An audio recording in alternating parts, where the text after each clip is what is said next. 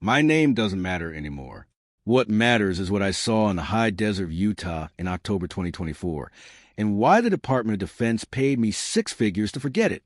I was a chemical operations specialist with the 48 Chemical Brigade.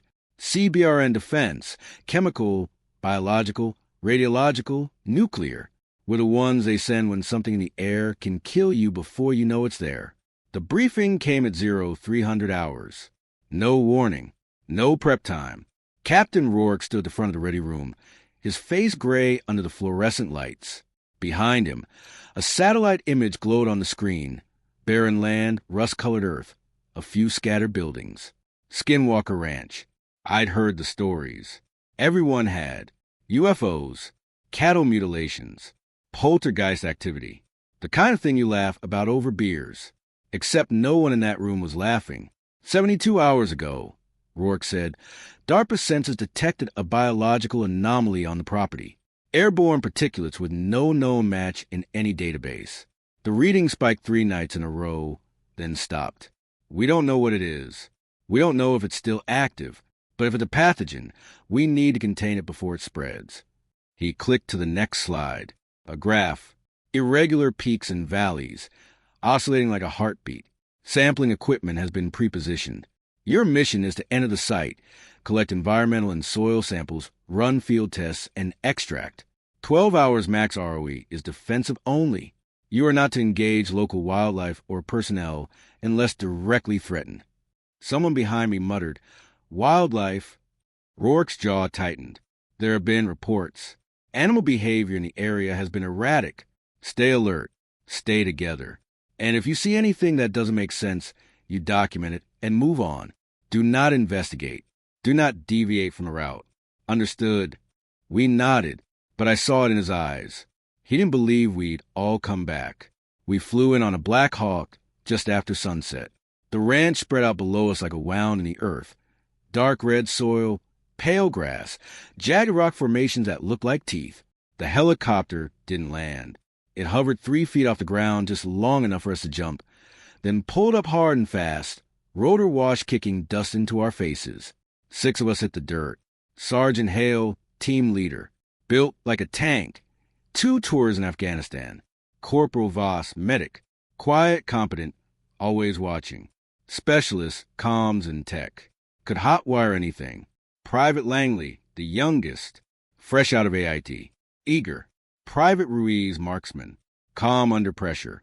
And me, chemical specialist, the one who'd tell them if the air was trying to kill them. We moved in a loose wedge toward the main compound. The sun had just dropped below the horizon, and the sky was bruising purple. No wind, no sound, not even insects. Hale's voice crackled in my headset. Chun, give me a reading. I pulled the handheld detector from my pack and activated it. The screen flickered to life, scanning for volatile organic compounds, radiation, particulates. Nothing. Air's clean, I reported. Stay sharp, Hale said. We passed a rusted fence line. Beyond it, the land opened up, flat and empty except for a few scattered trees that looked like they'd been burned from the inside out. Then I saw the cattle, 3 of them, lying on their sides about 50 meters north. At first I thought they were sleeping, but they weren't moving, not even breathing. Hold, Hale said. We approached slowly, weapons low but ready. The smell hit me before I got close. Not rot, something sharper. Chemical, like ozone and copper, and something else I couldn't name. Voss knelt beside the nearest cow. He pulled back its eyelid. No trauma, no visible wounds. Ruiz circled the other 2. Same here. They just dropped. I swept the area with my detector. The readings spiked. Unidentified organic compounds. Concentration increasing near the carcasses. Something's in the tissue, I said. Could be environmental, could be infectious. We need to bag samples. Hale nodded. Do it fast. I moved in with a collection kit, pulling on double-layer gloves. The cow's hide was cold, too cold for a recent death. I made an incision near the abdomen, and the smell exploded. Not decay, not biological breakdown. Something alive. I staggered back, gagging. My detector screamed. The readings went vertical. Chun, talk to me. Hale barked. Unknown compound. High concentration, airborne. Then I heard it. A sound. Low. Wet. Like something breathing through a throat full of mud. It was coming from inside the cow. Boss stepped back. What the hell? The carcass moved. Not a twitch. Not gas escaping. It shifted. Like something underneath was trying to push out. Back up, Hale ordered. Now! We retreated 10 meters. My heart was slamming against my ribs. The detector was still screaming. The cow's abdomen split open. Not torn. Not cut. It opened, like a mouth. And something crawled out. It was the size of a dog, but wrong. Its limbs bent in too many places. Its skin was wet and gray, like it had been skinned and then put back together inside out. No eyes, no face, just a smooth, glistening surface that pulsed with each breath. It stood there for 3 seconds. Then it turned toward us, and it smiled, not with a mouth. It didn't have one, but I swear to God I felt it smile. Open fire. Hale roared. Ruiz shot first. 3 rounds center mass. The creature jerked, black fluid spraying from the impact points. But it didn't fall. It ran. Not at us. Away. Into the dark. Hold fire. Hale shouted. We stood there, breathing hard, weapons raised, staring into the empty desert. The detector in my hand went silent. Langley's voice was shaking. What was that? Hale didn't answer, because none of us knew. End of part 1. Part 2, target, 1,000 words. We didn't move for a full minute. The desert was silent again. No wind, no movement. Just a faint hum of my detector cooling down after the spike. Hale's voice cut through the stillness. Chun, what the hell did we just see? I stared at the cow. The abdomen was still open, edges ragged and wet. The inside was hollow. Not empty like scavengers had cleaned it out. Hollow like it had never had organs to begin with. I don't know, I said, but that thing came out of it. And it's still out there. Voss approached the carcass cautiously, medkit in hand. He shone his flashlight inside the cavity. No blood. No tissue. It's like something made this. Made what? Ruiz asked. A shell. Hey, a host. Kim's voice crackled over comms. Sarge, I'm picking up movement. Thermal showing something 200 meters northwest. Moving fast. Hale raised his rifle. How many? Just one. I think. You think? The signature keeps splitting, then merging. I don't wait. Now there's 3. 3 targets. Hale said, no, 3 sources. Same heat signature. It's in multiple places at once. My stomach dropped. We need to abort, I said. This isn't a pathogen. This is something else. Hale looked at me. For a moment, I thought he'd agree. Then his radio crackled. Phantom 6. This is Overwatch. Continue mission. Collect samples and proceed to primary site. Do not deviate. Hale's jaw clenched. Overwatch. We have visual confirmation of hostile biological entity. Request immediate extract. Static. Then, negative Phantom 6. Entity is non-priority. Continue mission. Non-priority? Ruiz hissed. That thing just crawled out of a dead cow. Hale raised a hand. Shut it. He turned to me. Bagged the samples. Fast. We move in 3. I wanted to argue. I wanted to throw down my kit and walk back to the LZ, but I didn't. I knelt beside the carcass, pulled out a specimen bag, and scraped tissue from the inner wall. It came away in thick gray strips. No muscle fiber, no bone, just material, like wet clay molded into the shape of anatomy. My hands were shaking. Done, I said. Move out, Hale ordered. We moved fast, staying tight. The primary site was a half-mile east, a depression in the ground where the sensors had recorded the highest readings. The land sloped downward, and the air grew colder. My breath misted in front of my face. Then I smelled it again. That sharp chemical stink. Ozone and copper in decay. Langley gagged. God, what is that? Mask up, Hale said. We pulled on respirators. The smell dulled but didn't disappear. Ahead, the ground changed. The red dirt gave way to something darker. Black. Wet. I stopped. Hold. Hale turned. What? I knelt and touched the ground. My glove came away slick. I held it up to my flashlight. Black liquid. Thick. Viscous. I ran a field test. The strip turned red, then purple, then dissolved. Chun.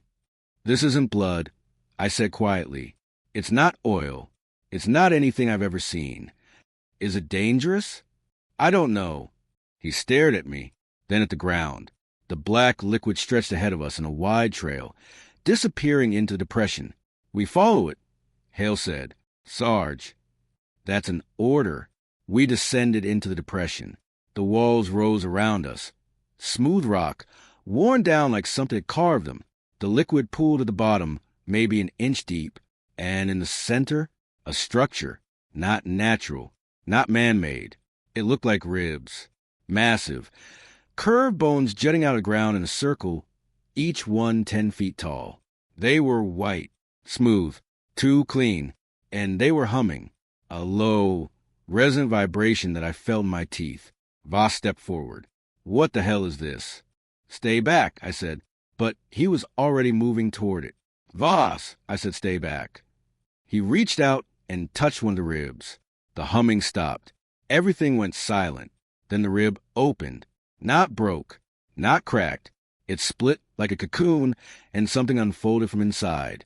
It was human-shaped, but it wasn't human. The skin was pale and wet, like it had just been born.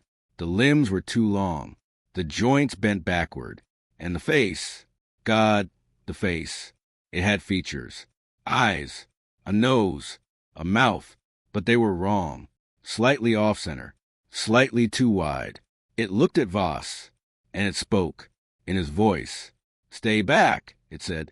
Perfect mimicry. Perfect tone. Voss screamed. He stumbled backward, tripping, falling into the black liquid. The creature stepped forward and smiled. Hale opened fire. The rounds hit center mass. The creature jerked, black fluid spraying from the wounds. But it didn't stop. It lunged. Hale dodged left. Ruiz fired. 3 shots.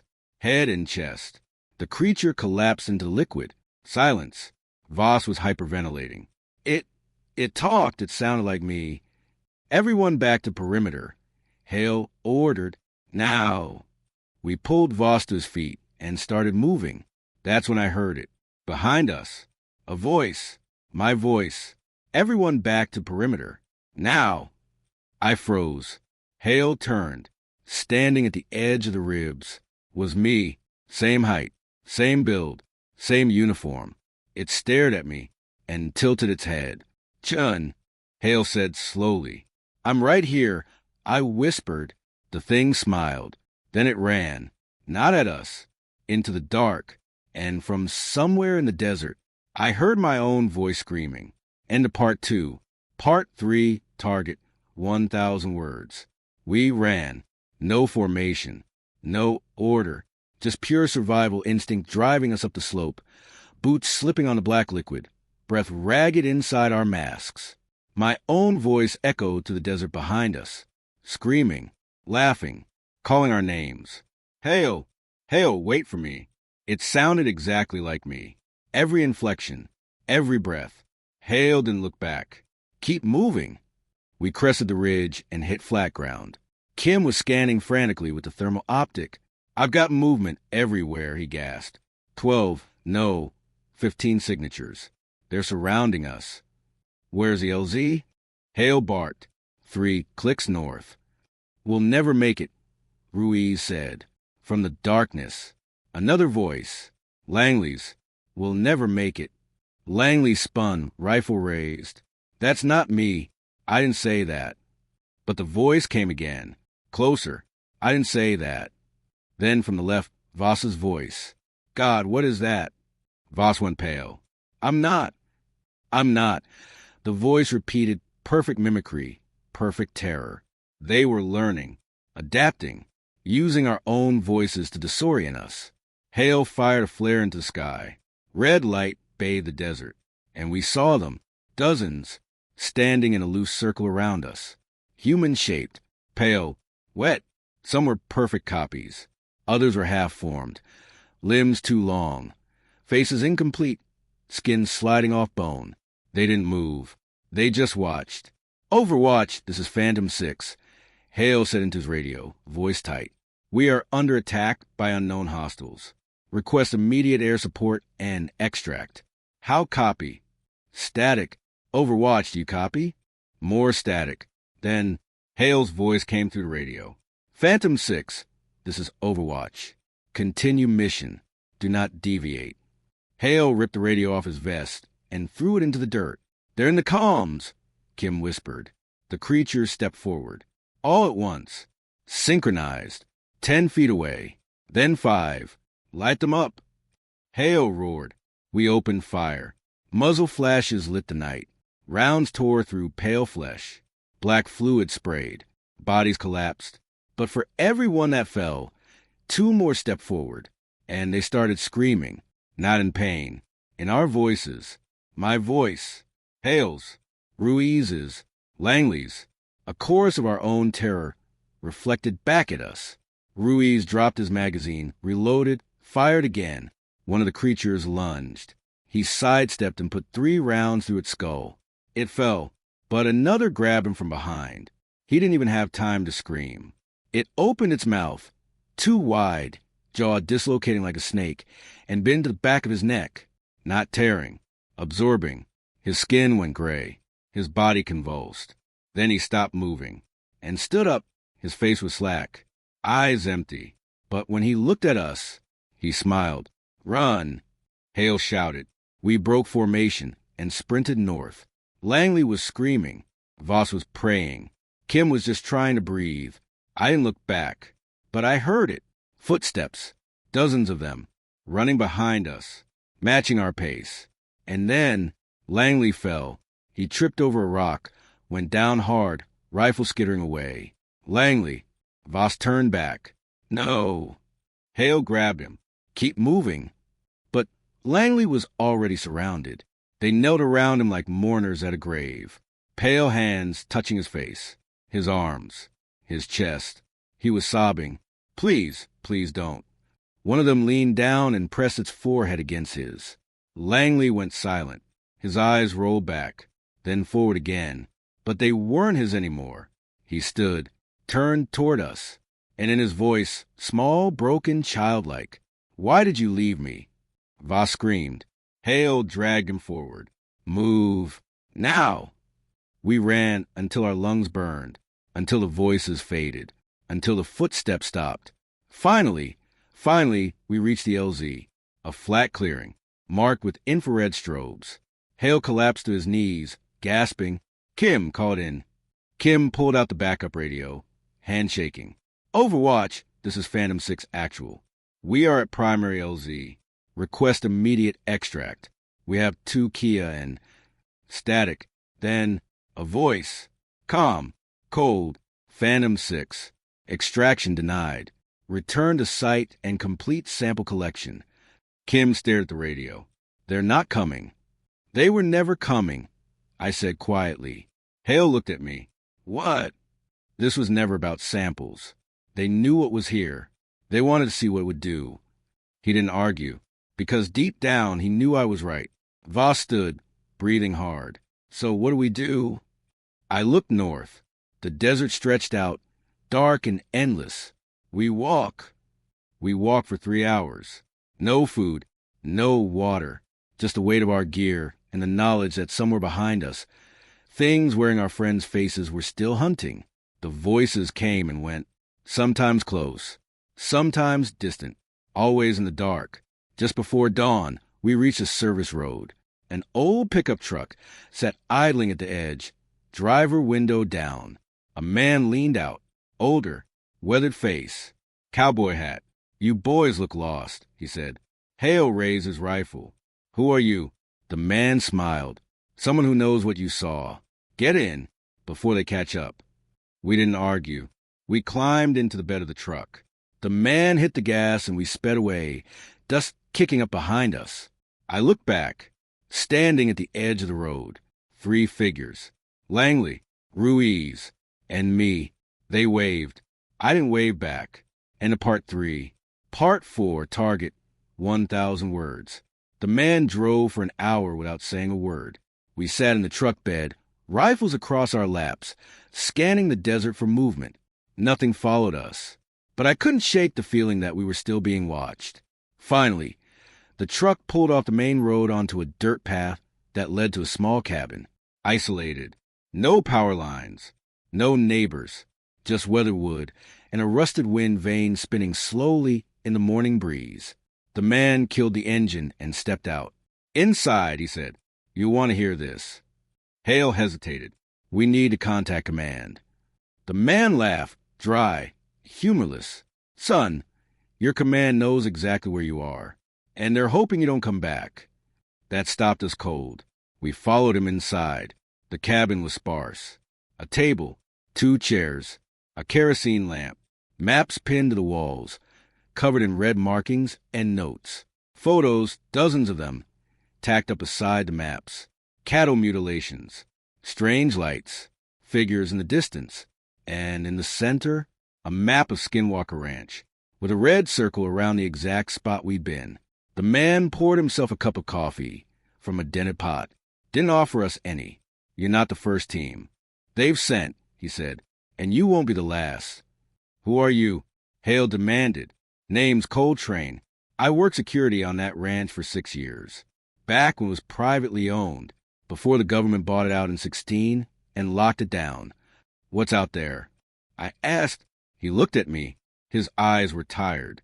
"Haunted. A door," he said simply. "And we've been knocking on it for decades." Coltrane sat down and lit a cigarette. The smoke curled toward the ceiling. "The ranch has always been wrong," he said. "Native tribes wouldn't go near it, called it cursed ground, a place where the barrier between worlds is thin. Most people thought it was superstition, but the ranchers knew better. Cattle would disappear. Not killed, disappeared. Tracks would just stop, like something pulled them straight up into the sky." Voss leaned forward.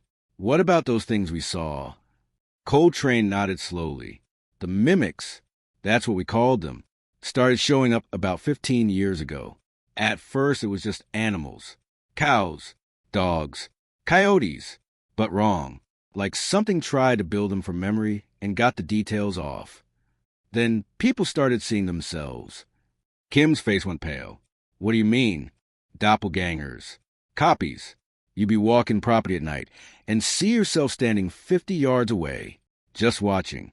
Some folks said it was hallucinations, heat stroke, stress, but we all saw them. And after a while, people started going missing. What happened to them?" Hale asked. Coltrane took a long drag. "They came back, but they weren't themselves anymore. They'd forget things, get details wrong, say things that didn't make sense. And their eyes..." He trailed off. Their eyes were empty. I thought of Ruiz, standing there, smiling. "What are they?" I whispered. "I don't know," Coltrane said, "but I know what they want." He stood and walked to the map, pointed to the circle. "That site you found? The rib structure? That's the door. It's been there for a long time. Buried, hidden, but the government found it. And instead of sealing it off, they started experimenting." "Experimenting how?" Hale asked. "Electromagnetic pulses, radiation, sound frequencies. They wanted to open it wider, see what was on the other side. And about 3 months ago," he looked at us, "they succeeded." The room went silent. "The readings you detected," Coltrane continued, "that wasn't a pathogen. That was them, coming through, testing the boundaries, learning how to exist here. And now," Voss asked quietly, "now they're spreading, slowly, carefully, replacing people one by one. And no one's stopping them because the people in charge want it to happen." "That's insane," Hale said. "Is it?" Coltrane crushed his cigarette under his boot. "You saw what they can do. Perfect mimics. No way to tell them apart from the real thing. Imagine that capability in the hands of the military or intelligence agencies. You could replace anyone, infiltrate anywhere. I felt sick. You're saying they're weaponizing them. Coltrane nodded. That's exactly what I'm saying. We sat in silence for a long time. Finally, Hale stood. We need to get this information out. Go to the press. Congress. Someone. Coltrane laughed bitterly. You think you're the first to try? 3 whistleblowers. 2 journalists. All of them dead or discredited within a month. You go public with this, you'll disappear, just like your friends did. So what do we do? Voss asked. You survive, Coltrane said. You take the money they offer you, sign the NDAs, and you forget you ever saw that place. And if we don't, I asked. He looked at me for a long moment. Then you'll end up like me, alone, paranoid, waiting for the day they come to finish the job. He walked to the door and opened it. There's a bus station 20 miles south. I'll drive you. After that, you're on your own. The ride was silent. Coltrane dropped us at the station just after noon. He handed Hale a burner phone. If you ever need to talk, he said, but don't use it unless you're sure you're alone. Then he drove away. We stood there, 3 soldiers in torn uniforms, covered in dust and blood, staring at a Greyhound bus idling in the lot. What now? Kim asked. Hale looked at the phone in his hand. Then at us. We go home, he said quietly. And we don't talk about this. Ever. Voss nodded. Kim nodded. I didn't. Chun. Hale said. I looked back toward the desert, toward the ranch, toward the door we'd left open. Was there already here? I whispered. Hale didn't answer, because he didn't know. None of US did. End of Part 4. Part 5, target, 1,000 words. We took the bus to Denver. Nobody talked. We sat in the back, staring out the window, watching the desert roll past. Hale kept the burner phone in his pocket. Kim checked his own phone every 10 minutes, then powered it down like he was afraid someone was listening. Voss just stared at his hands. I couldn't stop thinking about the rib structure, the way it hummed, the way the creature had unfolded from inside it like a butterfly from a cocoon, and the way it had looked at me, like it knew me. When we reached Denver, a black SUV was waiting in the parking lot. No plates. 2 men in suits stepped out. Sergeant Hale? One of them said. Hale tensed. Who's asking? The man pulled out a badge. Department of Defense. Office of Special Access Programs. You and your team need to come with us. We're not going anywhere, Hale said. The man smiled. It didn't reach his eyes. That wasn't a request. They took us to a facility outside Colorado Springs. Underground. No windows. No signage. Just endless white corridors and keycard locked doors. We were separated, debriefed individually. A woman in a gray suit sat across from me in a windowless room. She had a tablet and a voice recorder. State your name and rank, she said. I did. Describe what you saw at the site. I told her everything. The carcasses, the creature, the rib structure, the mimics. She didn't react, didn't take notes, just listened. When I finished, she powered off the recorder. What you experienced was a classified biological phenomenon. It's been contained. The entities you encountered have been neutralized. There's no ongoing threat. I stared at her. That's it? You're just going to pretend it didn't happen. I'm going to offer you a choice, she said calmly. You sign a non-disclosure agreement. You accept a financial settlement. And you never speak of this again. To anyone. And if I refuse? She leaned forward. Then you'll be placed under indefinite psychiatric observation for combat-related delusional disorder. You'll lose your security clearance, your career, your credibility, and no one will believe a word you say. I felt my throat tighten. How much? I asked quietly. $200,000. Tax-free. I thought about arguing, about refusing, but I saw it in her eyes. This wasn't a negotiation. This was a threat. They held us for 3 days. Medical evaluations, psychological screenings, more debriefings. On the 3rd day, they gave us our discharge papers. Honorable. Medical separation due to acute stress reaction. We signed the NDAs. They transferred the money. And then they let us go. We walked out into the sunlight together. Free. Paid. Silent. Hale looked at me. You good? I nodded. He didn't believe me. Stay in touch, he said. But we all knew we wouldn't. I went back to my apartment in North Carolina, unpacked, showered, slept for 16 hours. When I woke up, I tried to go back to normal. I couldn't. Every time I closed my eyes, I saw them, pale, wet, smiling. I started avoiding mirrors. I'd catch movement in my peripheral vision and spin around, heart racing. But there was never anything there. I stopped going out at night. I stopped answering my phone.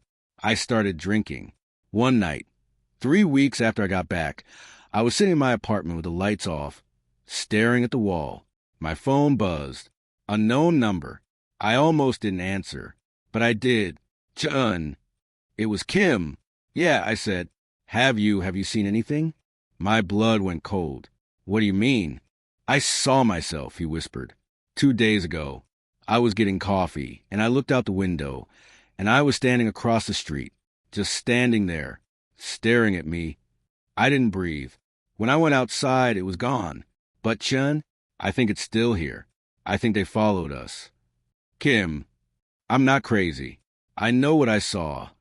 Where are you? I'm at a motel outside Tucson. I couldn't stay home. I couldn't. The line went dead. I called back. No answer. I tried again. And again. Nothing. I never heard from Kim again. A month later, I got a call from Voss. He was slurring, drunk. They're not real, he said. None of them. I see them everywhere now. My neighbors, my family, they all look wrong. They talk wrong. I can tell. Voss, listen to me. I went to the VA, told them what I saw. They put me on medication, said I have PTSD. But I know what I saw, and I know they're here. Voss, where you? It doesn't matter. They'll find me anyway. They're probably already here, watching, waiting. Voss. Do you ever wonder, he said quietly, if we made it out, or if we're still there, in the desert, and this is just what they want us to see? I couldn't answer. I'm tired, Chin, he whispered. I'm so tired. The line went dead. 2 days later, I saw the news. Former Army medic found dead in his apartment. Self-inflicted gunshot wound. Matthew Voss. I didn't go to the funeral. I tried to find Hale. His phone was disconnected. His address was a dead end. It was like he'd vanished. Maybe he got smart, went off-grid, changed his name. Or maybe they found him. I don't know. I don't want to know. It's been 6 months now. I live alone. I don't talk to anyone. I keep the lights on at night. And I check. Every day I check. I look at my reflection, and I search for the details, the little things that would give it away, because I know they're still out there, and I know they're still learning. One day, I'll look in the mirror, and I won't be able to tell the difference. And when that happens, I won't know if I'm me anymore, or if I ever was. So before you laugh this off, before you tell yourself it's just a story, ask yourself this. When was the last time you really looked at the people around you? I mean, really looked. Are you sure they're who they say they are? Are you sure you are? Because somewhere in the desert, there's a door, and it's still open, and they're still coming through, one by one, wearing our faces, speaking our words, living our lives. And no one will ever know until it's too late. If you've made it this far, subscribe, not because you enjoyed it, but because you need to remember. You need to stay awake. And whatever you do, don't go to Skinwalker Ranch. Some doors should never be opened, and something should never be let in. End of Part 5. Part 6, Target, 1,000 words. I need to tell you what happened last week, because I think my time is running out. I was at a grocery store. Middle of the afternoon. Fluorescent lights. Muzak playing overhead. Normal. I was reaching for a box of cereal when I felt it. That sensation. The one you get when someone's staring at you. I turned. At the end of the aisle. A man. Mid-30s. Average height. Average build.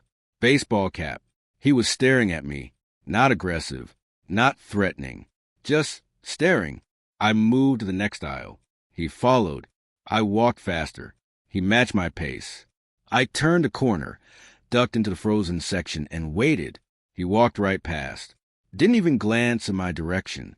I exhaled, told myself I was being paranoid, that the isolation and the booze and the nightmares were finally getting to me. Then I want to check out. The cashier smiled at me. Find everything okay? Yeah, I said. She scanned my items. I swiped my card. As I grabbed the receipt, she leaned in, and in a voice that was hers but wrong, too flat, too precise, she said, "We've been looking for you, Chun." I froze. She smiled wider. "See you soon." I ran. Didn't look back. Didn't stop. I got in my car and drove for 3 hours. Pulled into a rest stop outside Asheville. Sat in the parking lot. Engine running, hands shaking. I checked my mirrors. No one. I checked again. Still no one. But I could feel it. They know where I am. That night, I called the number Coltrane gave me. It rang 4 times. Then, "Yeah, it's John from the ranch." Silence. "You still there?" I asked. "I told you not to call unless you were sure you were alone." "I am." "Are you?" I looked around the empty rest stop. A single streetlight flickered overhead. No cars. No movement. "I think they found me." I said. "They found you weeks ago," Coltrane said quietly. "They've been watching, waiting, seeing if you'd break, seeing if you'd talk." I didn't. I haven't said anything. Doesn't matter. You're a loose end, and they don't leave loose ends. So what do I do? You disappear. Tonight, right now. Ditch your phone. Ditch your car. Use cash only. Change your name. And you never stop moving. For how long? He laughed bitterly. For the rest of your life. Or until they catch you. Whichever comes first. What about you? I've been running for 8 years, he said. And I can feel them getting closer. The line went dead. I didn't ditch my phone. I know I should have. But it's the only thing tethering me to the world I used to know. Instead, I drove. I stayed off major highways. Paid cash for motels. Used fake names. I kept moving. But everywhere I went, I saw them. A woman at a gas station who stared too long. A man in a diner who ordered the same thing I did. A kid on a bike who followed me for 3 blocks before turning away. They were testing me, watching, learning, and I realized something. They don't need to replace everyone. They just need to replace enough. Enough people in positions of power. Enough people in critical infrastructure. Enough people that when the time comes, no one will be able to stop them. And that time is coming. I can feel it. 2 days ago, I saw the news. A report out of Utah. A wildfire near Skinwalker Ranch. 300 acres burned. Containment efforts ongoing. But I read between the lines. They're trying to sterilize the site. Burn it out. Cover it up. It won't work. Because the door isn't just at the ranch anymore. It's everywhere they've been. And they've been everywhere. I'm writing this from a motel outside Billings, Montana. I don't know how much longer I have. Yesterday I saw him. Hale, standing in the parking lot. Uniform crisp. Face blank. He looked right at me. And smiled. I didn't go outside. I locked the door. Closed the blinds. Sat on the bed with my sidearm in my lap. He knocked once. Then left. But I know he'll be back. They always come back. If you're listening to this, if you've made it this far, I need you to understand something. This isn't a campfire story. This is an entertainment. This is a warning. They're already here. In your cities. In your towns. Maybe in your home. And you won't know until it's too late. So I'm asking you to do something. Pay attention. Look at the people around you. Really look. Do they blink at the wrong times? Do they pause too long before answering simple questions? Do they smile when they shouldn't? Do they feel off? Because those little details, those tiny inconsistencies, that's all you have. That's the only way to tell. And if you see it, run. Don't confront them. Don't ask questions. Don't try to expose them. Just run. And don't stop running. I don't know what's going to happen to me. Maybe I'll keep moving, keep surviving. Or maybe one morning I'll look in the mirror and realize I'm not me anymore. That the thing staring back is wearing my face, but thinking with a mind that isn't human. And the worst part? I won't even know. None of us will. Because that's how they win. Not with violence. not with invasion, but with replacement, slow, methodical, invisible, until one day, humanity wakes up and realizes it's already extinct, and the things walking around in our skin are living our lives, raising our children, running our world. I'm out of time. Someone's knocking. I can hear them outside the door, whispering, in my voice, "Tun, let us in. We just want to talk." I'm not opening that door. I'm not going with them. But I need you to know, if you see me after this, on the news, in a video, in person, it won't be me. It'll be them. And they'll say everything is fine. That I was just confused, traumatized, delusional. They'll make me disappear. And no one will ask questions, because that's what they do. So this is it. My last message. My last warning. The door is open. They're through, and they're not going back. All we can do now is survive, and hope that when the end comes, we'll still be human enough to care. Don't forget to subscribe. Not for me, but for yourself. Because one day, you're going to need to remember this. You're going to need to remember that you were warned. And when you look in the mirror and can't recognize the face staring back, you'll understand. Some doors should never be opened. Some things should never be let in. And some places, like Skinwalker Ranch, should be left alone. Forever. The knocking's getting louder. I'm putting the gun down. I'm opening the door. Because I'm tired. And maybe, just maybe, they'll let me rest.